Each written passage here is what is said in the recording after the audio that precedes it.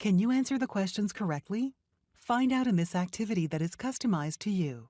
Test your current knowledge with the series of questions related to the topic and rate your confidence for each answer. If you answered correctly and were confident, you will move on to the next question. If you need a little more information about the topic, an expert will provide evidence that supports the most appropriate answer choice. Then you will have the opportunity to try again with a similar scenario. When you have finished all of the questions, a summary page with your results will be provided, along with links to all of the expert presentations for your reference. Earn credit by answering the review questions at the end. Let's get started. The following podcast is part of a certified educational activity titled From Resistance to Resilience in RR-CLL, Sequencing Strategies for Achieving Effective Continuous Care. Access the entire activity and complete the post-test at peerview.com/WBS860. Downloadable slides and practice aids are also available.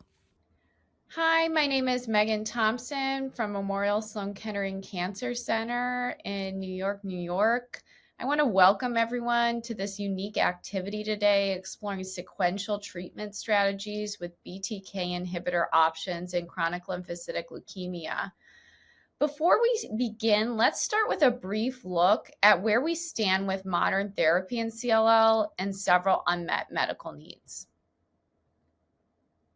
So here on this slide, you see covalent and non-covalent BTK inhibitor options. And these drugs really now represent core treatment options for both the treatment-naive CLL patients requiring therapy and also in the relapse refractory setting. So there's 3 covalent BTK inhibitors that are now FDA approved in CLL SLL. These include ibrutinib, acalabrutinib, and zanubrutinib. And then there's the non-covalent BTK inhibitor pirtobrutinib, which was FDA approved in December of 2023 for patients receiving 2 or more prior lines of therapy, including a BTK inhibitor and BCL2 inhibitor. There's also ongoing clinical trials of other non-covalent BTK inhibitors, including nemtabrutinib, which is being tested in the phase 3 BellWave trial. This slide shows some real-world data and really highlights that despite advances in therapies for patients, we do need further research and better sequential management for patients with CLL. So this is data that looks at the Flatiron Electronic Health Record database, over 1,000 patients with CLL, and looks at patients who had received a previous covalent BTK inhibitor and then receive venetoclax-based therapy. And we do see that there's still room for improvement looking at the overall survival of these patients after covalent BTK inhibitor and then treated with venetoclax. And this is compared to some of the clinical trial data. For example, the Murano study of venetoclax or rituximab in the relapse setting didn't include a lot of these patients. And so this is really valuable data that highlights that we need to really do more research in terms of sequencing of therapy and developing novel therapies for these patients. Here you see outcomes for double exposed and double refractory CLL patients. So double refractory CLL patients being defined as patients previously treated with a covalent BTK inhibitor and venetoclax who were refractory to this treatment, and double exposed as patients who've received those drugs but are not necessarily refractory or progressing on those drugs. And you can see in general on the left, the median progression-free survival of the double refractory patients is less than those of the double exposed. And then there's also data for overall survival, which was not reached in the double exposed patient population. Here are our goals for today. We're going to augment your knowledge of the mechanistic, selectivity, and safety differences among covalent and non-covalent BTK inhibitors, enhance your skills for capturing prognostic factors that can inform sequential treatment planning with BTK inhibitors in relapsed CLL, augment your ability to develop personalized sequential treatment plans with covalent and non-covalent BTK inhibitors, and improve your skills in team-based care coordination, dosing, and safety management, as well as provision of patient education. So let's get started by reviewing covalent and non-covalent BTK inhibitor binding mechanisms. The covalent BTK inhibitors are drugs such as ibrutinib, acalabrutinib, and zanubrutinib. These drugs bind covalently to BTK and form an irreversible bond. In contrast, the non-covalent BTK inhibitors include pirtobrutinib and nemtabrutinib. These bond non-covalently with a reversible binding to BTK. So covalent BTK inhibitors, to delve further, bind irreversibly to BTK. This leads to inhibition of BTK activation and downstream B-cell receptor signaling, which we know is a driver of B-cell proliferation. Now, with the covalent BTK inhibitors, we've seen in patients who progress on covalent BTK inhibitor therapy, and there's the most data for this with ibrutinib, that mutations in BTK can form at the cysteine 481 site. These are acquired mutations that develop on therapy and prevent binding of the covalent inhibitor drug to the BTK target. These confer resistance to covalent inhibitors, including ibrutinib, acalabrutinib, and zanubrutinib. And we know that BTK resistance mutations are a major driver of progression. So here you see research looking at ibrutinib discontinuation over 4 prospective studies. And we highlight here the different events, including progression. There's a lot of data now that it does look like BTK cysteine 481S mutations acquired in most patients after progression on ibrutinib for CLL. These mutations have also been observed, for example, with acalabrutinib, and they really prevent covalent inhibitors from effectively inhibiting their target. So looking at now at pirtobrutinib, the non-covalent inhibitor, again, non-covalent inhibitors bind reversibly to BTK.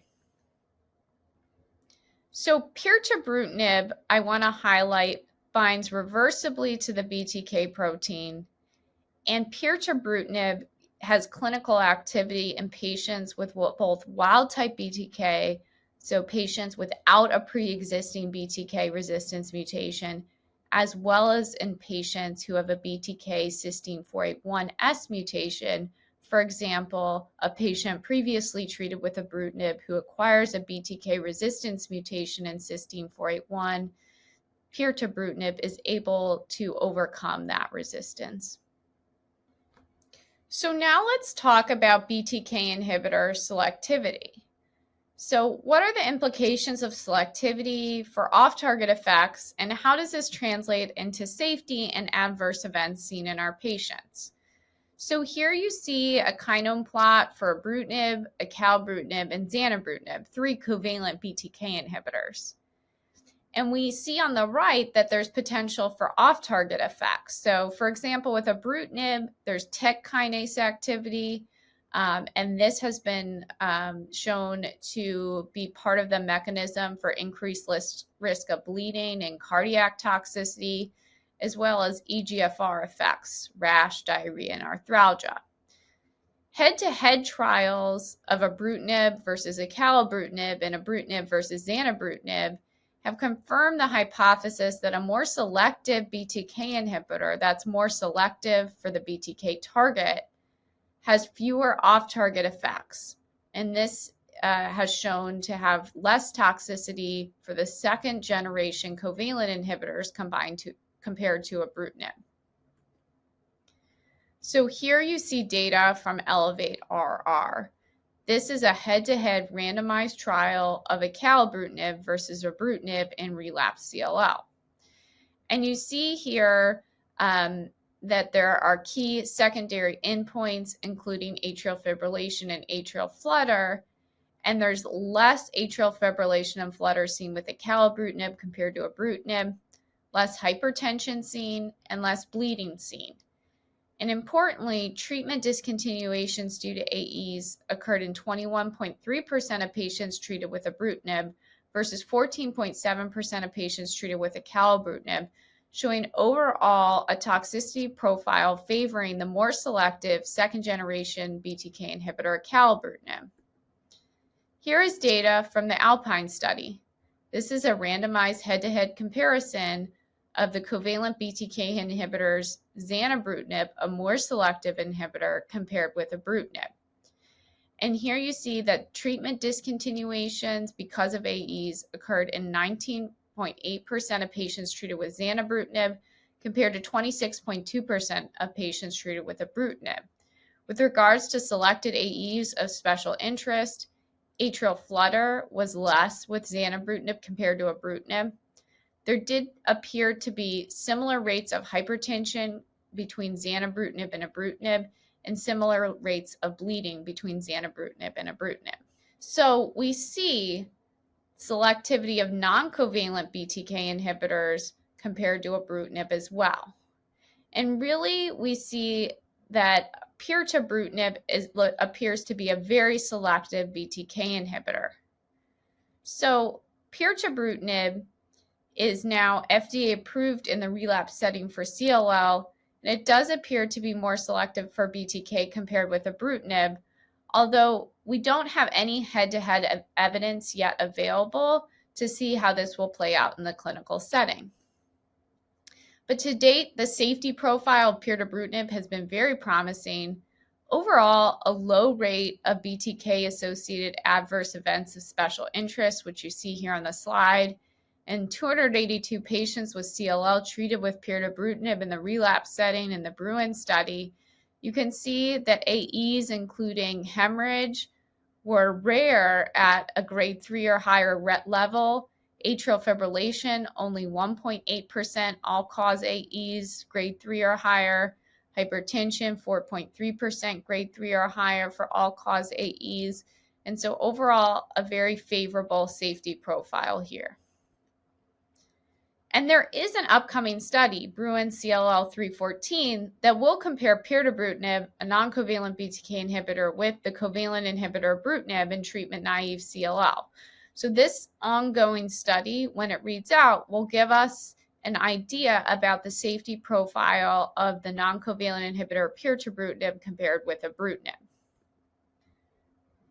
So let's start with a case.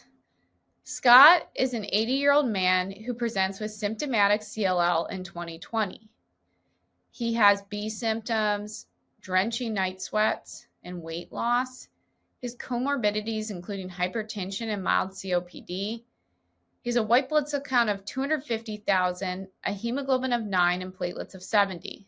His prognostic testing shows unmutated IGHV status, a deletion 17 by FISH, and a p53 mutation on next-generation sequencing.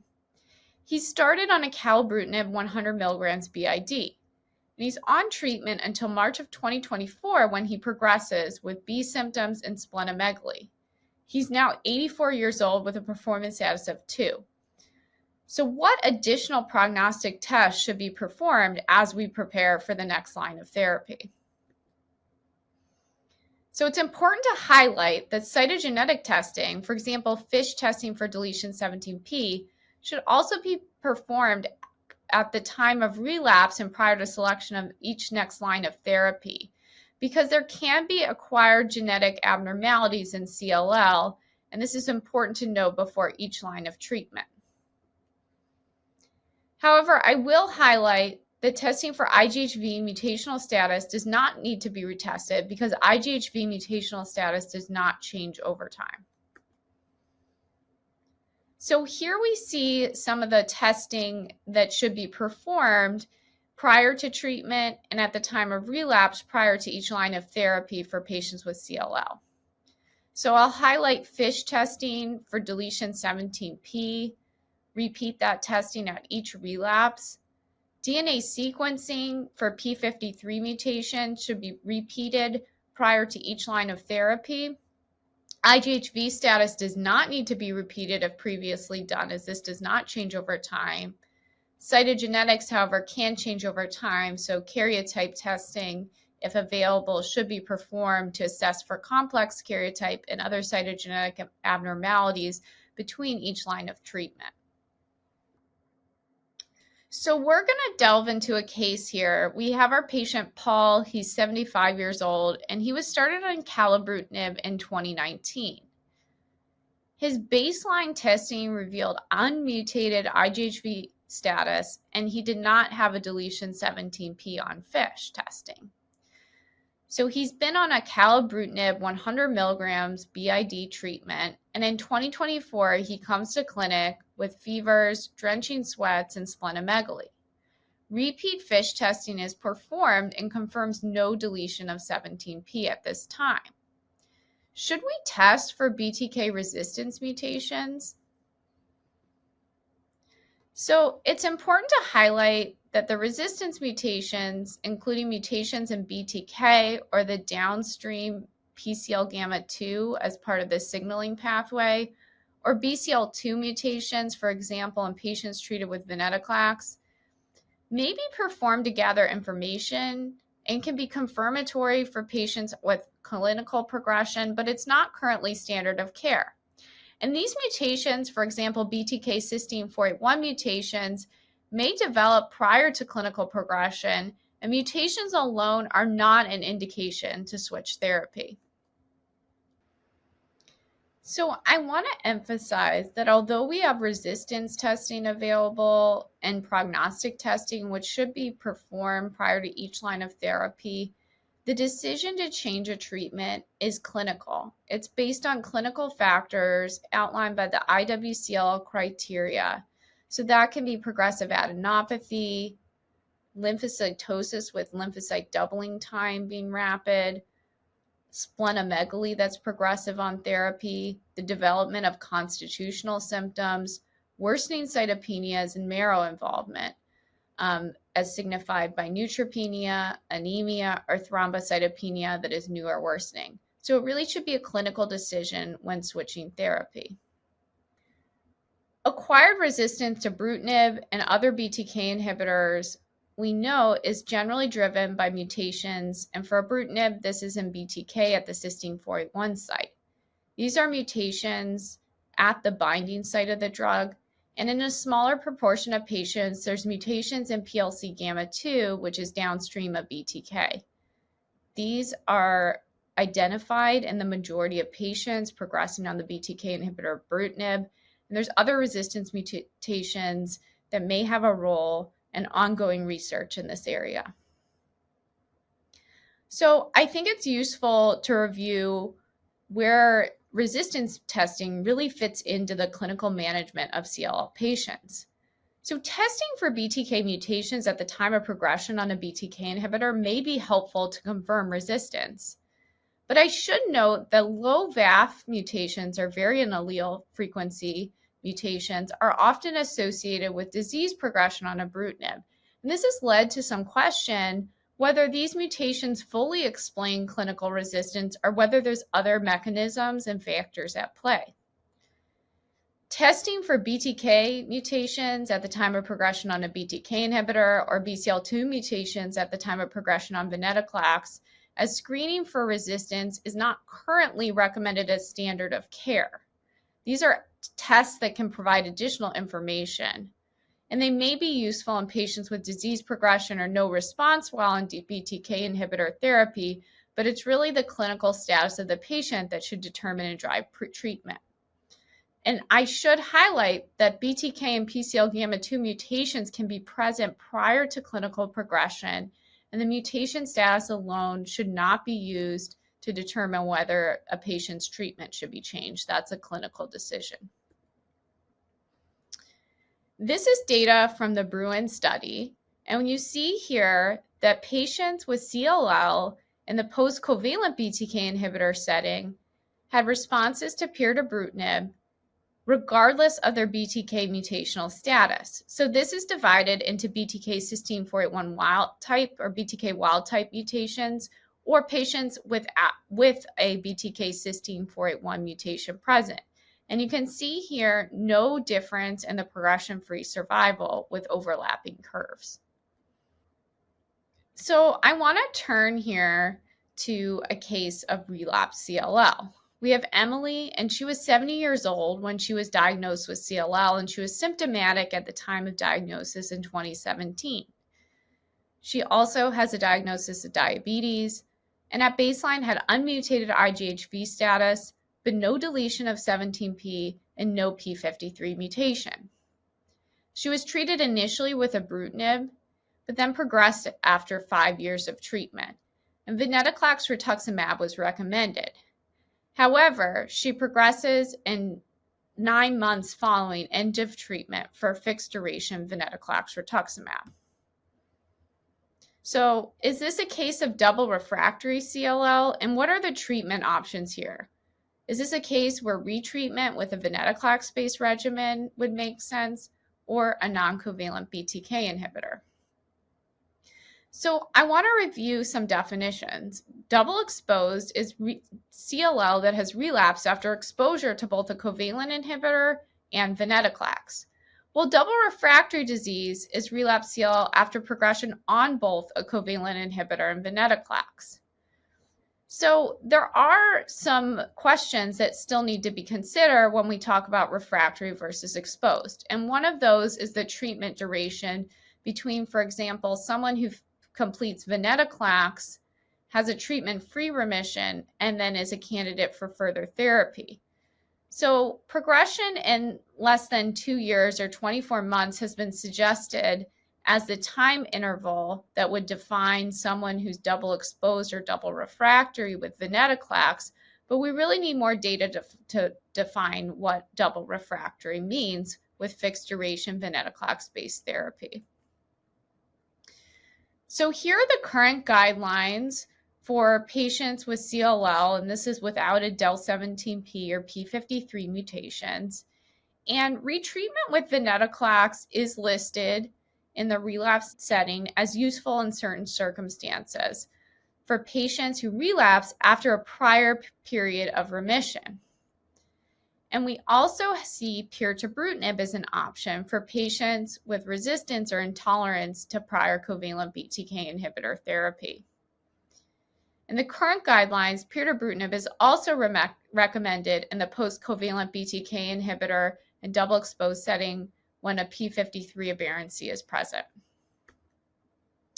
Here's retrospective data that supports venetoclax retreatment. And this shows that patients received an initial venetoclax-based regimen and then were retreated with a venetoclax-based regimen in a later line of therapy. And it showed an overall response rate of about 80% to venetoclax retreatment. This was a very heavily pretreated patient population. Over half of patients had a prior BTK inhibitor exposure. And we found a median progression-free survival of 25 months for patients for venetoclax retreatment for patients. There was a median of 16 months between the completion of the initial venetoclax-based regimen and the start of venetoclax retreatment. And there's many ongoing prospective studies that will examine venetoclax retreatment. And I'll highlight here below some studies that are ongoing, and more data hopefully will soon be available for venetoclax retreatment and for patients who received the initial venetoclax in the frontline setting.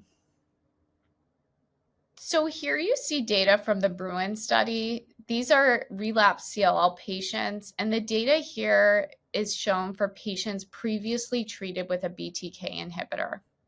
You see the waterfall plot below that shows an overall response rate that is quite high.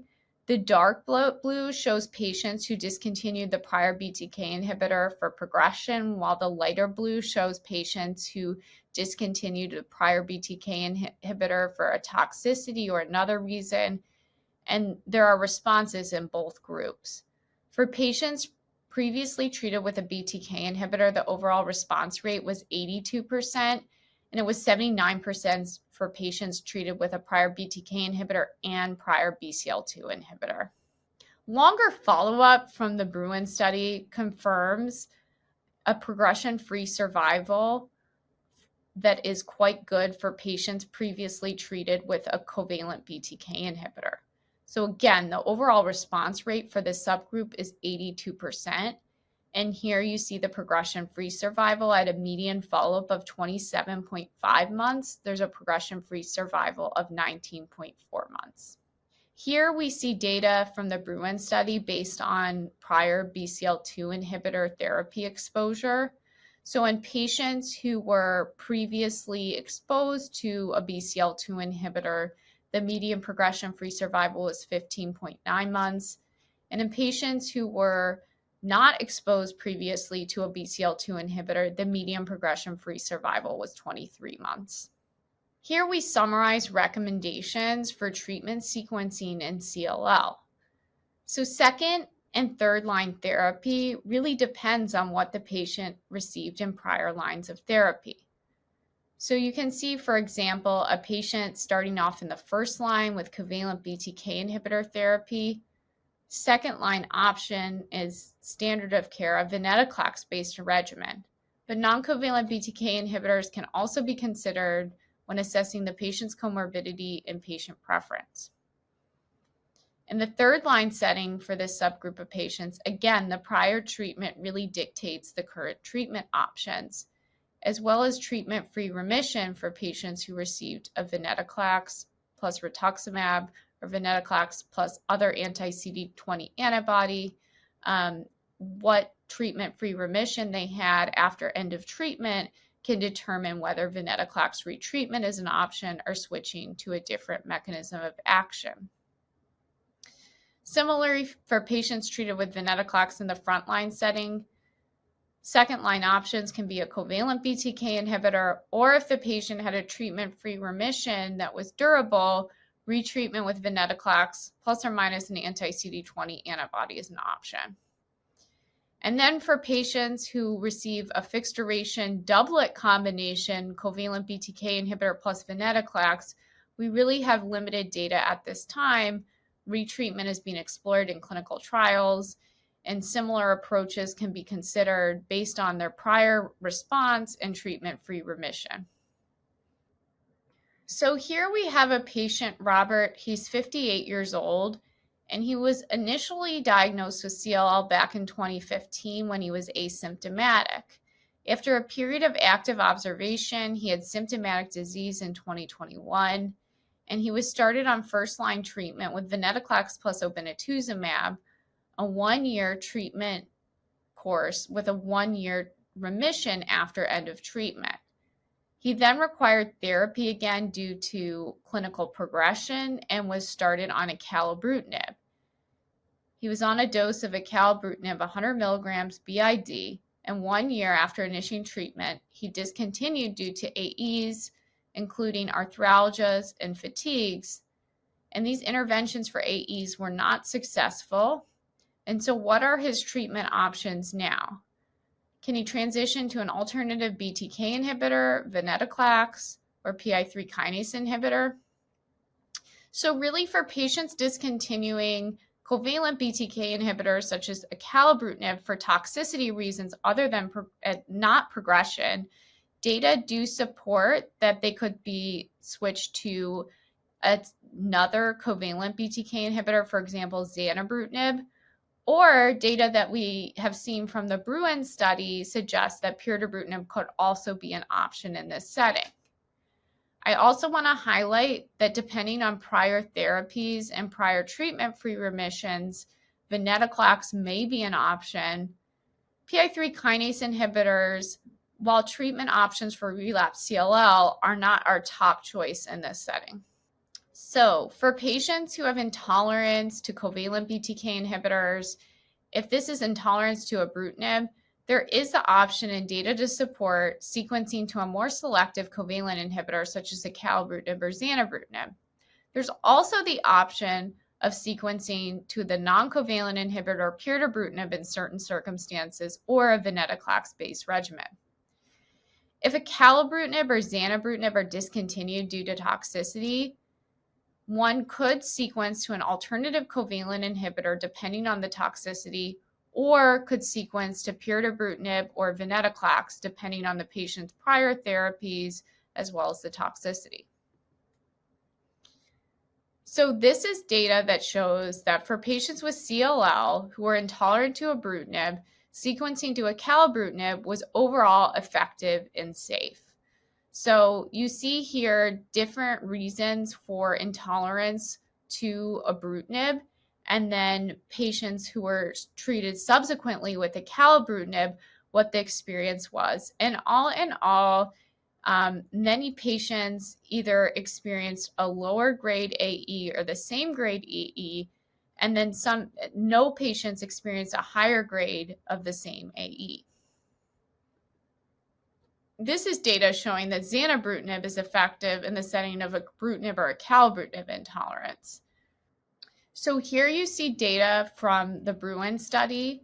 You can see here that patients who had intolerance as the reason for discontinuation of their prior covalent BTK inhibitor, when they were treated with pirtobrutinib, rarely had recurrence of the prior AE that led to discontinuation of ibrutinib, and the majority of patients had no recurrence of this AE during pirtobrutinib treatment.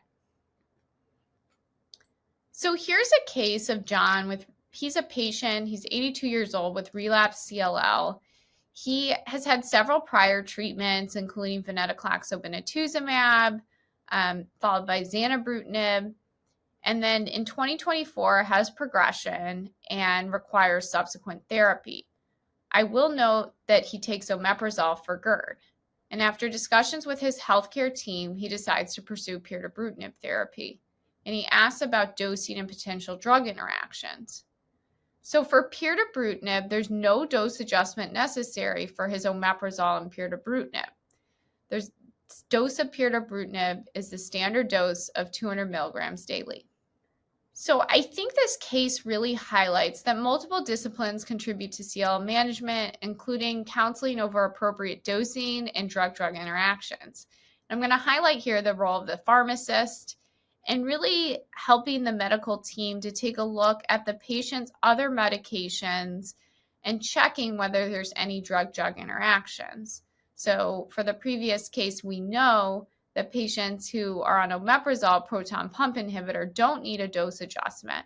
But there are some medications, antimicrobial therapies, that may have interactions. And so with each drug that a patient starts, it's important for them to inform their care team and have the care team check for drug-drug interactions. And so here you see the standard dosing for the approved BTK inhibitors in CLL. And you see the currently available dosage forms. So I'll highlight, for example, that acalabrutinib used to have a capsule formulation and now has a tablet formulation. Here you see the, again, covalent and non-covalent approved BTK inhibitors. And here we highlight some of the drug-drug interactions that can come up and how the drugs should be adjusted. So now that acalabrutinib is now available in a tablet formulation instead of a capsule formulation, there's no dosage adjustment recommended. And that goes for ibrutinib, zanubrutinib, and pirtobrutinib as well. A copy of this drug-drug interaction chart will be made available, so please download this copy, and it can be used to review in the clinic with patients potential drug-drug interactions as a resource. So here's a case of Margaret. She's a 79-year-old patient, and she has treatment-naive CLL, but now has anemia and thrombocytopenia, meeting criteria for initiation of therapy. Her medical history is notable for atrial fibrillation and a history of PJP pneumonia, which developed while she was on prior steroid treatment. Acalabrutinib is recommended for initiation of therapy. So with acalabrutinib, a covalent BTK inhibitor, what is the role of infection prevention, and how should we incorporate this into our overall management plan while we prepare for therapy initiation? And would this change if the patient was in the relapse setting and was starting a non-covalent BTK inhibitor? So in general, for patients treated with BTK inhibitors, monitoring for bacterial, viral, fungal, and opportunistic infections is an important part of treating patients. PJP prophylaxis and infection monitoring is recommended for this patient who has a prior history of PJP pneumonia. Similar infection prophylaxis monitoring and management principles should be applied when using covalent or non-covalent BTK inhibitors. Here we see some of the principles of safety management in general for BTK inhibitors. So, for example, BTK inhibitors in general should not be given concomitantly with warfarin. For patients who have new onset AFib during therapy, non-warfarin anticoagulation is often recommended in consultation with a cardiologist and monitoring. Hypertension is another frequent AE that may be managed with antihypertensives. And you should monitor patients for signs of bleeding. Importantly, we're focusing on today infection monitoring, as infections are a common toxicity that can arise in patients with CLL, including in patients treated with a BTK inhibitor. So here we see general recommendations from the NCCN guidelines for infection prevention in CLL. So I want to highlight a couple of unique cases here. So for patients treated with certain therapies, for example, PI3 kinase inhibitors, it's vital to use HSV prophylaxis, for example, with acyclovir, and PJP prophylaxis with Bactrim or an equivalent drug. PJP prophylaxis should also be considered, as well as VZV prophylaxis in patients at increased risk for opportunistic infection and receiving BTK inhibitor therapy. This is, for example, is a patient with a prior history of PJP. Fungal infection might also be a consideration and should be monitored for, in particular in a patient who has prolonged neutropenia, for example, related to disease, where they're initiating BTK inhibitor therapy. Patients' hepatitis B status should also be checked prior to therapy, and monitoring is recommended, as well as CMV status and prophylaxis for patients at high risk. So, in summary, patients who are at increased risk for opportunistic infections should be considered for prophylaxis during BTK inhibitor therapy. Patients should be monitored and evaluated for fevers and infections, and these infections should be treated appropriately during therapy. You should always check for drug-drug interactions when prescribing antimicrobials. For patients with a history of recurrent infections, I do recommend checking for hypogammaglobulinemia. This can be done through a blood test for IgG, immunoglobulin G, and intravenous immunoglobulin IVIG can be given in patients with hypogammaglobulinemia and recurrent sinopulmonary infections. This concludes our question-based assessment on the sequential management of CLL. Please review your learning plan summary before you leave, and I hope you found this activity informative and useful for your practice. Thank you for listening. Download materials and complete the post-test for instant credit at peerview.com/WBS 860. This activity is supported by an educational grant from Lilly.